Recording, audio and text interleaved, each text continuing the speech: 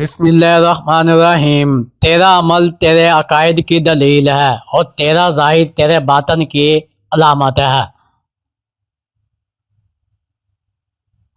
جب کوئی بندہ گناہ کرتے وقت اپنے گھر کے دروازوں کو بند کر لیتا ہے، پردے ڈال دیتا ہے اور مخلوق سے چھپ جاتا ہے اور خلوت میں خالق کی نافرمانی کرتا ہے، اللہ پاک فرماتا ہے: ابن آدم، تو نے اپنی طرف سے دیکھنے والوں میں سب سے زیادہ مجھے کو کم تر سمجھا ہے کہ تو سب سے پردہ کرنا ضروری سمجھتا ہے اور مجھ سے مخلوق کے برابر بھی شرم نہیں کرتا۔ اے عمل کرنے والے، اخلاص پیدا کرو ورنہ مشقت فضول ہے۔ مکانوں کو بنانے میں عمر ختم کر رہا ہے، بسیں گے دوسرے حساب تو دے گا۔ تنہا محفوظ ہے، ہر گناہ کی تکمیل دو سے ہوتی ہے۔ جب تک تیرا اترانا اور غصہ کرنا باقی ہے، اپنے آپ کو اہل علم میں شمار نہ کر۔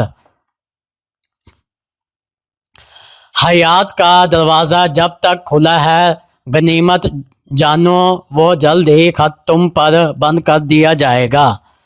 آپ کا کردار آپ کی پہچان ہے، ورنہ ایک نام کے تو لاکھوں انسان ہے۔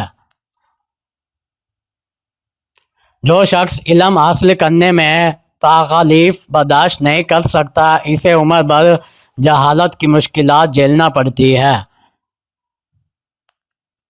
آپ کا سب سے بڑا دشمن آپ کی انا ہے۔ جہالت کو تسلیم کرنا کمزوری نہیں بلکہ حکمت ہے۔ اپنی فطرت کے خلاف کام کرنا خود پر ظلم کرنے کے مترادف ہے۔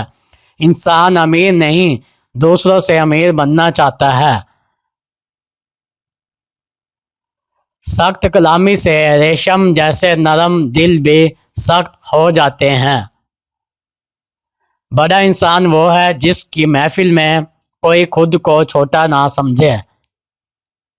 ناشکری کرنے والا انسان کا رزق کبھی نہیں بڑھ سکتا۔ اچھی سوچ اچھے عمل سے ہی بھی بہتر ہے۔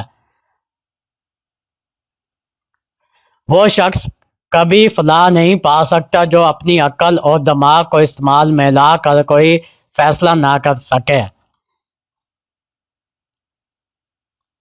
تیری جوانی تجھ کو دھوکہ نہ دے، یہ عنقریب تجھ سے لے لی جائے گی۔ جس کا انجام موت ہے، اس کے لیے کوئی سی خوشی ہے۔